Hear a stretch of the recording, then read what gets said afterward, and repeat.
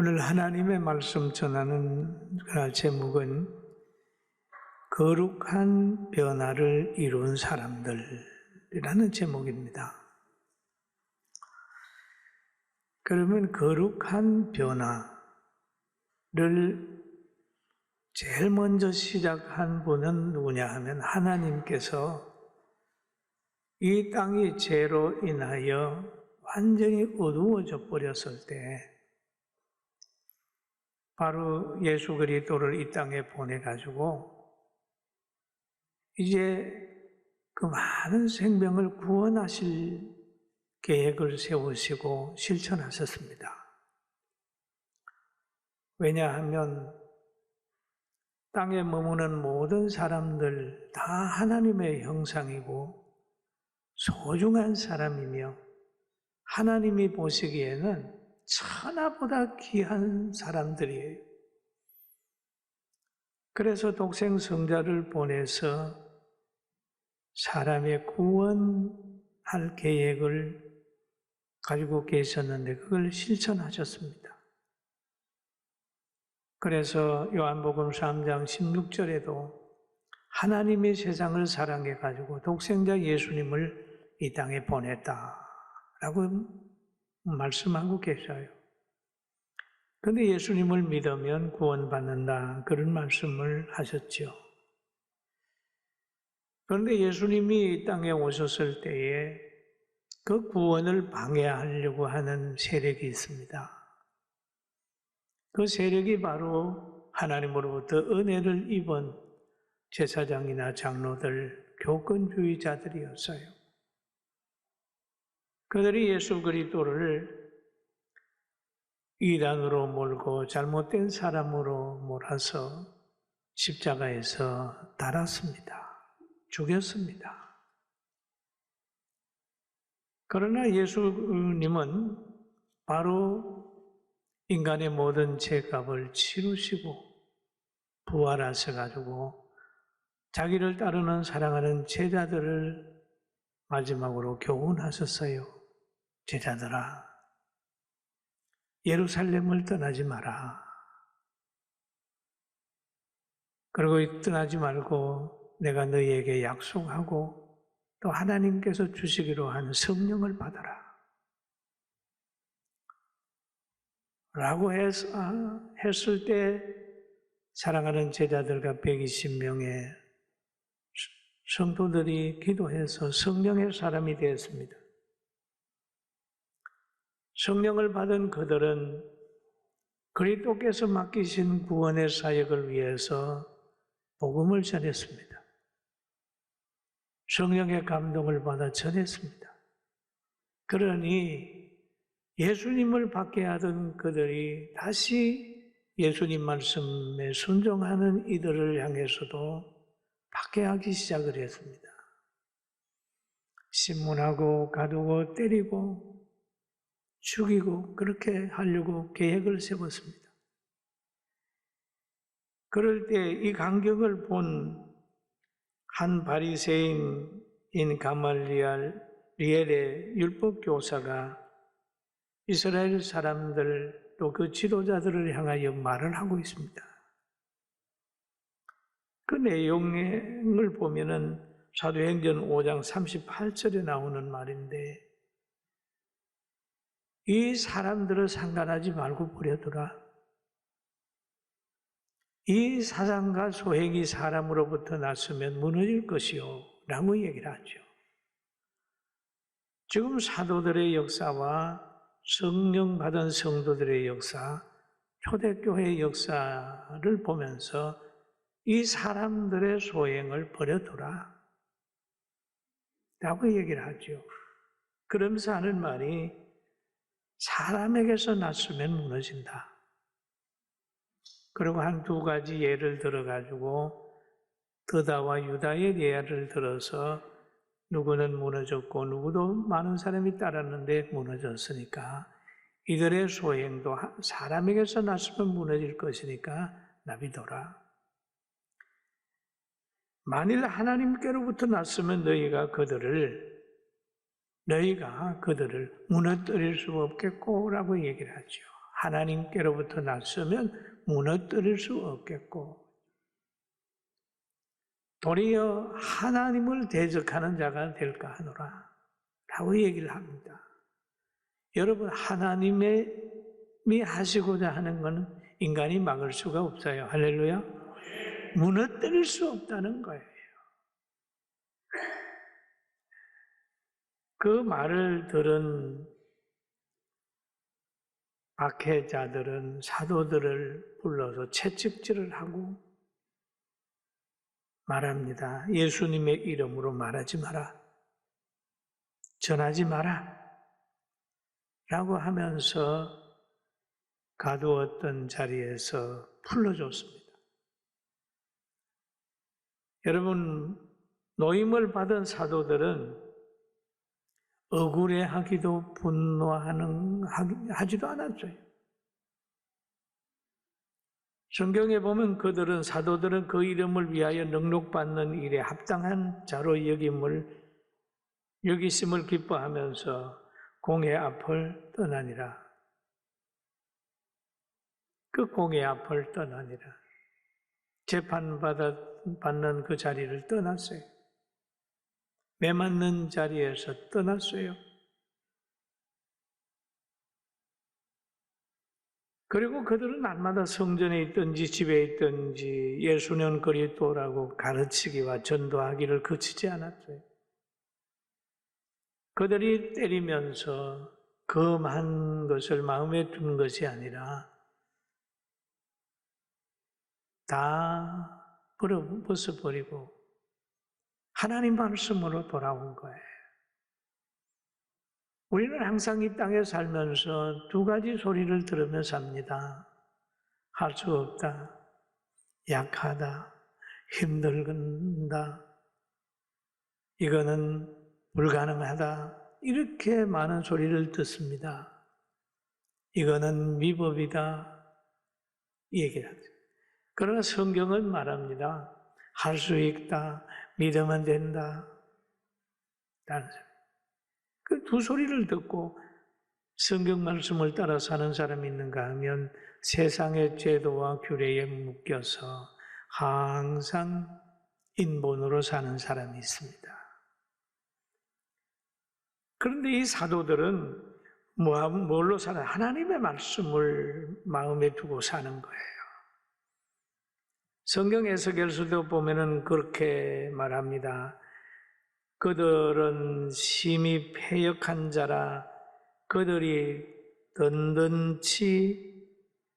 듣든지 아니 듣든지 너는 그 말로 고할지어다. 패역한 사람을 만날 때 듣든지 안 듣든지 전해라. 또 말합니다. 사로잡힌 내 민족에게 가서 그들이 듣든지 아니 듣든지 그들에게 구하여 이르기를 주 여호와의 말씀이 이러하시다. 전하라. 바로 하나님만이 참신이며 하나님만이 구주이며 하나님이 우리 민족을 사랑하고 있다는 것 전하라. 이렇게 말합니다. 그 말씀에 순종해서 사도들은 날마다 성전에 있든지 집에 있든지 예수를 그리스도라고 가르치고 전도를 했어요. 날마다 순종했습니다. 그때에 바로 오늘 본문에 그때에 제자들이 순종하고 복음 전할 그때에 제자가 더 많아졌는데 라는 말이지. 그렇게 사도들이 복음을 전하게 되니까 제자들이 점점 많아졌어요.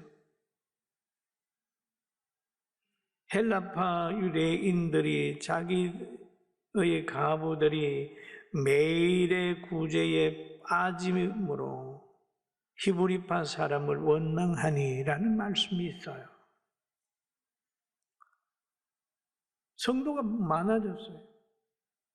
그리고 헬라파와 유대인 인과 히브리파와 간에 갈등이 생겼어요. 그건 같이 공존했는데 갈등이 생겼어요.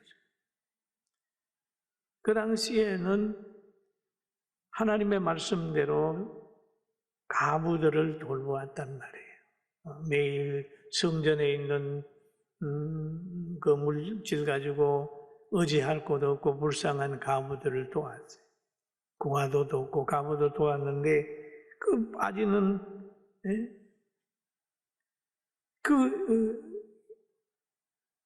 유대인들이 자기들의 가부들이 빠졌단 말이에요. 소외가 됐습니다. 그 이유가 뭐냐? 일손이 모자라서 그랬어요. 왜냐하면 거기에 있는 사도들이 말씀도 전하고 가르치고 기도도 하고 구제도 하려고 하니까 일손이 모자랐잖아요. 일손이 모자라면 소외계층이 생길 수 있잖아요. 그 원망하는 일들이 생겨나게 되니까 사도들이 가만히 살펴보는 거예요.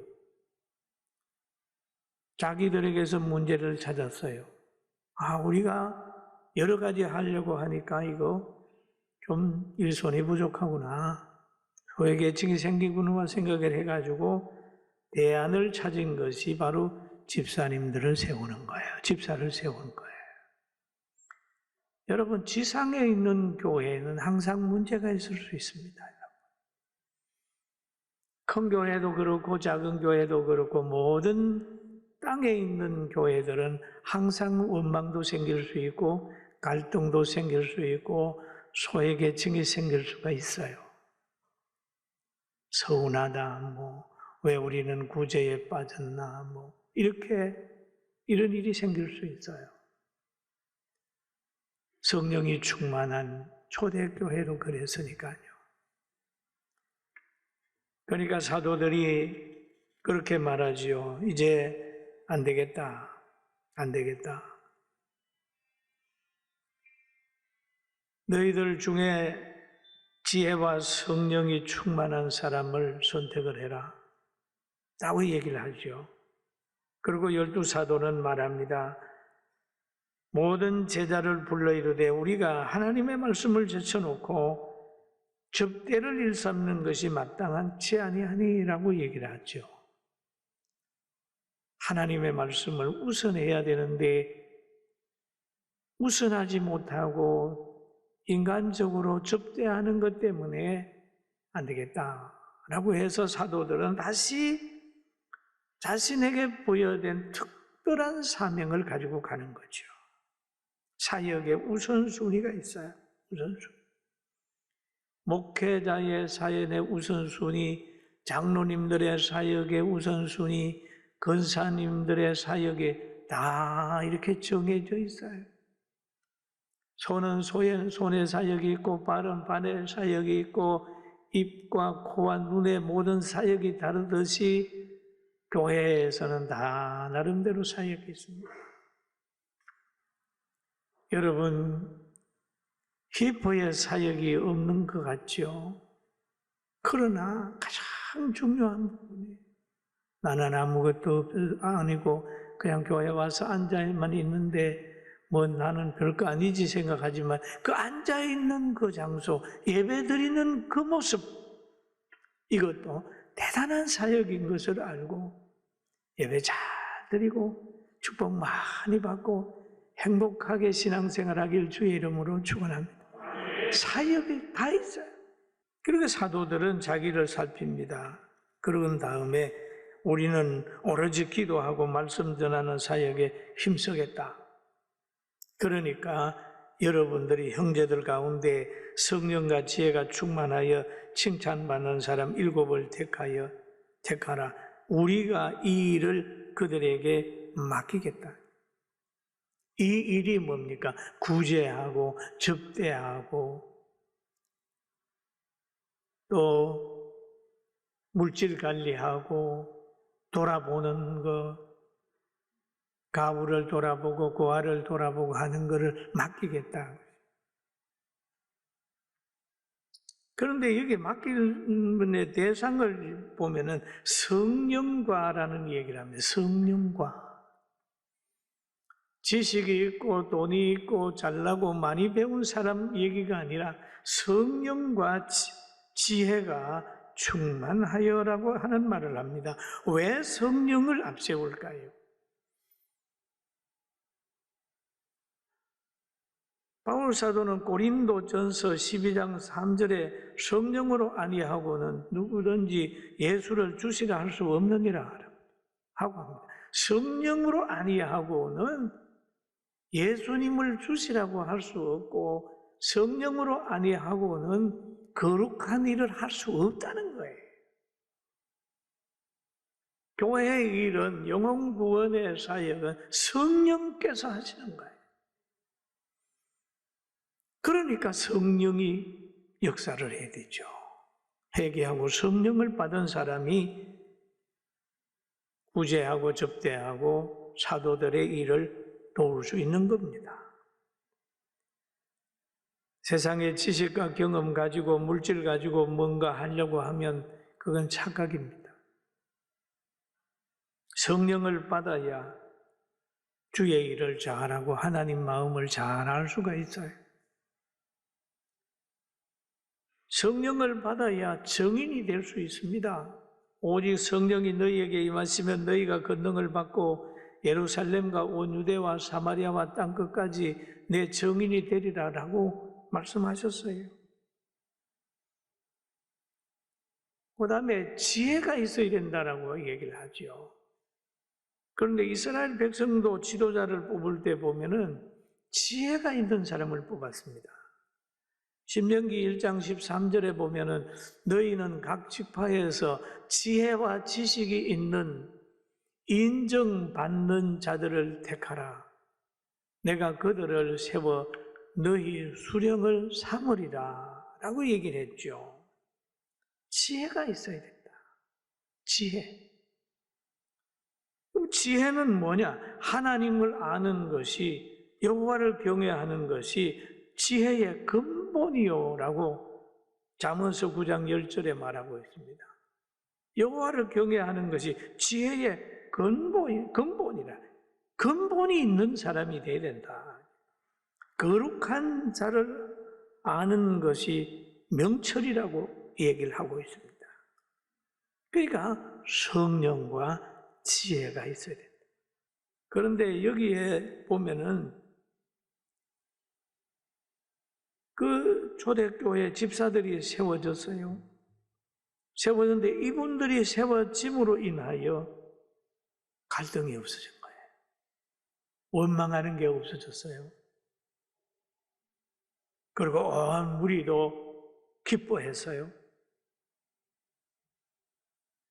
그렇게 되니까 나타나는 현상이 뭐냐 하면 6장 7절에 나타나요. 같이 한번 읽어볼까요? 하나님의 말씀이 점점 왕성하여 예루살렘에 있는 제자의 수가 더 심히 많아지고 허다한 제사장의 무리도 이 도에 복종하니라. 아멘. 이런 현상이 나타나요. 박해하던 사람들이 다시 그 도에 복종하고 나오는 겁니다. 다시 말하면은 박해하던 사람들이 다 예수 믿는 거예요. 구주로 영접하는 거예요. 우리도 그런 집사들이 역할이 일어나게 되면 군포도 지도자들이 다 예수 믿게 되고 대한민국도 다 예수 믿게 되는 그런 역사를 일으켜 가야 됩니다. 할렐루야. 하나님의 말씀이 점점 왕성했다는 말은 뭡니까? 하나님의 사랑이 점점 알려졌다는 거예요. 하나님의 계획이 점점 알려졌다는 거예요. 하나님의 공의가 점점 많은 사람에게 전해졌다는 거예요. 하나님의 가치관을 많은 사람이 깨달았다는 거예요. 점점 왕성해졌다. 하나님의 말씀은 뭘까요? 예수님의 사역이고 예수 그리스도의 역할입니다. 요한복음 1장 14절에 보니까 말씀이 육신이 되어 우리 가운데 거하심에 우리가 그의 영광을 보니 하나님의 독생자의 영광이요. 그래. 말씀이 육신이 되어 우리 가운데 거하심에 이 신비한 거지요. 하나님의 말씀이 점점 왕성해졌어요. 박해자들이 굴복하게 됐습니다. 하나님이 우리에게 원하는 것이 뭘까요? 부자 되는 걸까요? 권력자 되는 걸까요? 큰 예배당 짓는 걸까요? 그거보다 우선 원하는 게 영혼 구원입니다. 할렐루야. 영혼 구원입니다. 하나님 편에서 보면은 천하보다 귀한 생명이기 때문입니다. 그럼 우리는 준비해야 되잖아요. 어떤 사람은 노후를 준비한다는 거예요. 노후는 보장이 되어 있지 않아요. 80세, 90세, 120살까지 산다는 보장 안 되어 있습니다. 근데 노후를 꼭 거쳐야 된다는 보장, 희망을 가지고 있긴 있지만 보장은 없어요. 그러나 노후도 하나님이 주실 줄로 알고 사후까지 준비를 하는 지혜를 가지길 주의 이름으로 축원합니다. 따라합시다. 노후와 사후 같이 준비하라. 같이 준비하라. 그러니까 서대반 집사가 강력하게 복음을 전하면다가 복음을 받는 사람들이 반발하면서 서대반을 끌고 가서 돌로 쳐주게. 그래서 서대반은 뭐가 준비되냐? 사후가 준비되어 있는 사람입니다.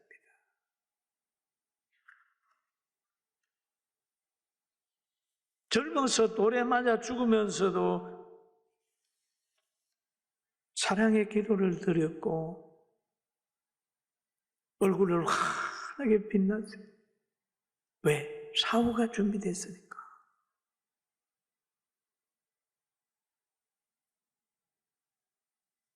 성경을 보면 그렇습니다. 스데반을 죽일 때 참 억울하게 죽었어요. 사도행전 6장 13절에 보면 거짓 증인들을 세우니 이르되 이 사람이 이 거룩한 곳과 율법을 거스려 말하기를 마지 아니하는도다. 거짓 증인을 세워. 거짓 증인을 세워. 어떤 사람이 너무 억울해서 막 도울 것 같다고 분통이 터진다고 그러더라고요. 그런 사람 만나봤어요. 서대반을 죽게 되는데 거짓 증인을 세우는 거예요.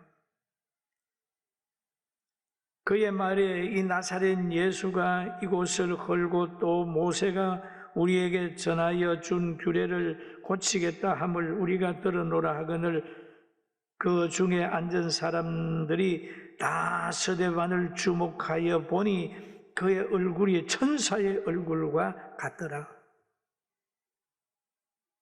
여러분, 죽음의 현장입니다. 곧 죽는 거예요. 천사의 얼굴과 같더라. 사후가 준비된 거예요. 우리는 노후도 준비해야 되지만 사후까지 준비하고 노후로 가는 길 힘들거든 사후로 가는 한 길 예수 그리스도 진리의 그 길 기도하면서 찬송하면서 영생의 길을 향하게 되길 주의 이름으로 축원합니다. 할렐루야. 사후에는 어떨까요? 계시록 22장 17절을 한번 같이 읽어봅니다. 성령과 신부가 말씀하기를 오라 하시는도다. 듣는 자도 오라 할 것이요 목마른 자도 올 것이요 또 원하는 자는 값없이 생명수를 받으라 하시더라. 값없이 생명수를 주는 그곳, 눈물 없고 한숨 없고 고통 없는 그곳, 그곳이 우리에게 종착역이에요. 천국이 있기 때문에 우리들은 세상의 많은 사람보다 더 행복한 사람인 것을 깨달으면서 기뻐하면서 모든 환경을 아름답게 만들고 여러분이 있는 곳에는 갈등도 없고 원망도 없고 아름다운 환경을 만드는 좋은 위대한 거룩한 성도들 되길 주의 이름으로 축원합니다.